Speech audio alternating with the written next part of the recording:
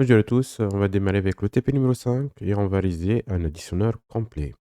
Donc on va ouvrir notre terminal sous Ubuntu Linux, on va lancer notre logiciel Project Navigator ISE, donc Design Suite, c'est la suite de conception. Là on va fermer le projet courant et on va créer un nouveau projet à travers le bouton New Project. On va l'appeler additionneur complet. Au niveau de Top Level Source Type, donc on va choisir HDL. Voilà.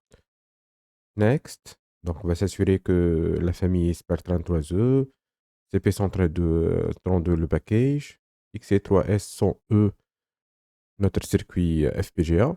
Donc je vais sélectionner notre circuit FPGA. Ensuite, je vais ajouter un module VHDL que je vais appeler donc le fichier additionneur bas complet.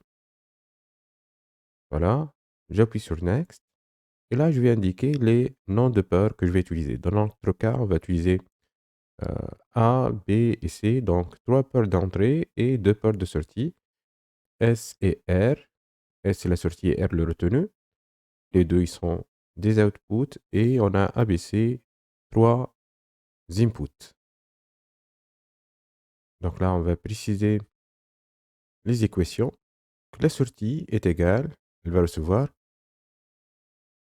C XOR A XOR B. Donc C XOR le résultat de A XOR B. Donc ça, c'est pour la sortie. Le retenu, donc ce sera C AND A XOR B. Le tout OR A AND B. Voilà.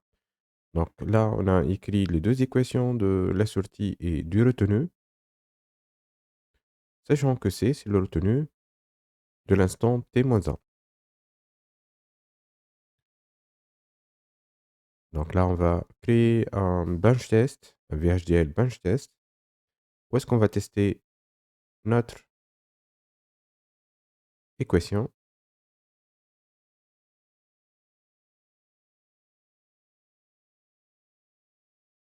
Donc là, on va changer un peu les signaux.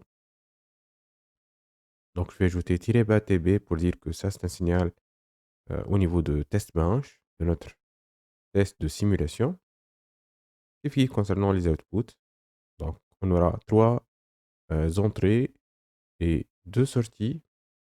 Donc les sorties, le retenu. Je vais éliminer tout ce qui est en relation avec la partie clock.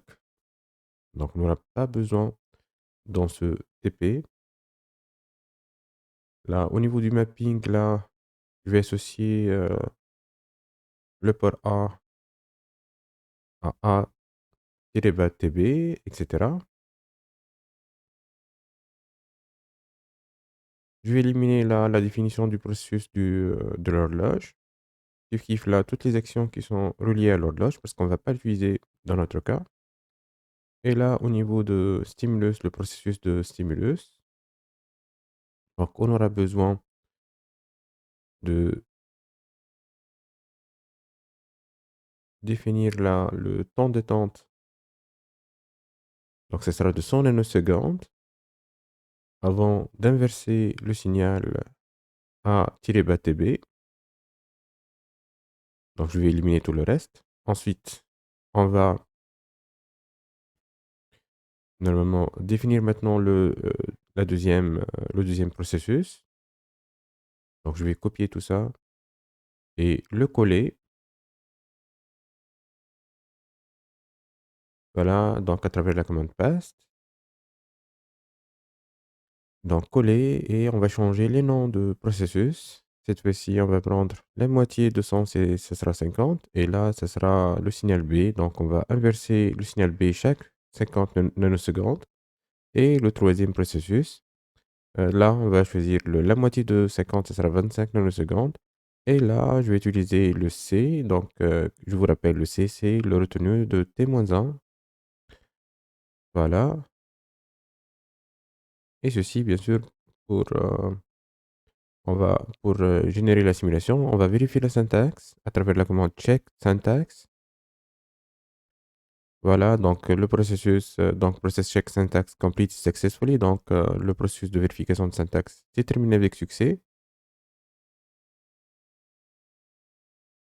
On peut vérifier le schéma RTL, la vue RTL. Donc on va voir le bloc top level. Comme vous voyez là, on a ABC comme entrée et R et S comme sortie. Et voici le schéma interne de ce circuit. Donc bien sûr, à chaque fois que je clique sur un module, il va nous afficher le contenu de ce module. Là aussi, on va voir le schéma de technologie, comment il va l'implémenter. Voilà. Maintenant, on va essayer de implémenter notre design. Et pour ceci, bien sûr, on aura besoin de définir un fichier de contrainte d'implémentation. Donc, implementation constraints file. On va l'appeler additionneur com-bas complet-bas et conster. Voilà, next. Et c'est là où est-ce qu'on va réaliser le mapping. Normalement, on va associer les entrées à des switches. Donc, le A, ça sera associé au switch P11, au pin du FPGA P11. On va définir, donc on aura besoin de 5, donc A, B, C et SR. Les entrées, ce sera des switches et les sorties, bien sûr, ce sera des LED qu'on va afficher. Si le LED est allumé, ce sera une valeur 1. Si il est éteint, donc ce sera 0. Donc là, j'ai associé P11 à A, L3 à B, K3 à C.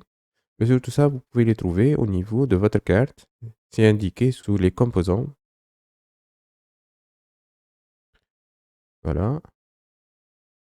Je vais enregistrer tout ça. Ensuite, je vais lancer l'implémentation de la conception. Donc, la translation, le mapping et le classement et routage.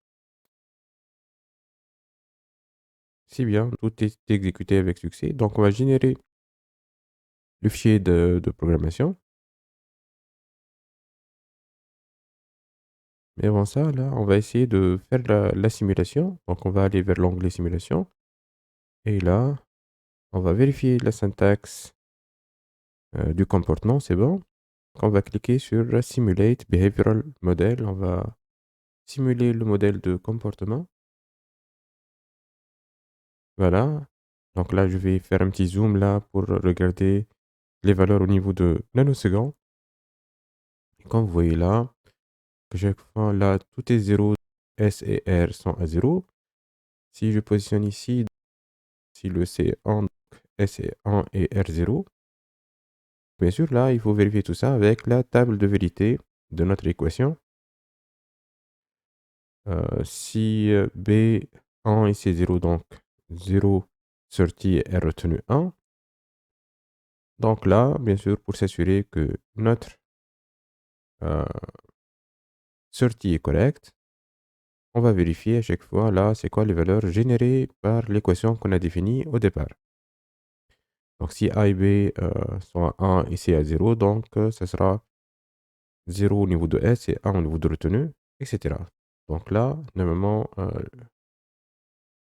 la simulation indique que c'est bien, tout va bien. Et sur là, j'ai choisi des valeurs différentes au niveau du temps, là, pour que j'arrive à générer les valeurs différentes. Au niveau de Startup Option, je vais changer là, le clock à JTAG clock. Et par la suite, je vais lancer le fichier donc la génération du fichier de programmation, le fichier .bit, qui sera implémenté sur le circuit FPGA. Je vais créer une nouvelle interface au niveau du terminal. Je vais vider là, le terminal à travers la commande clear en Linux. Par la suite, là, normalement, je dois activer et mettre sous power BASIS2, je vais la connecter à la machine virtuelle et là, je vais essayer d'énumérer les cartes. Il va me demander c'est quoi le mot de passe. Je vais le saisir. C'est bien. Donc, il a détecté c'est quoi le username, etc. Maintenant, on va initialiser le device BASIS2. C'est bien. Donc, on reçoit device 0, c'est notre circuit FPGA. Là, je vais lancer maintenant la programmation, l'envoi de notre fichier sur la carte BASIS2. Et pour ceci, bien sûr, on aura besoin de récupérer.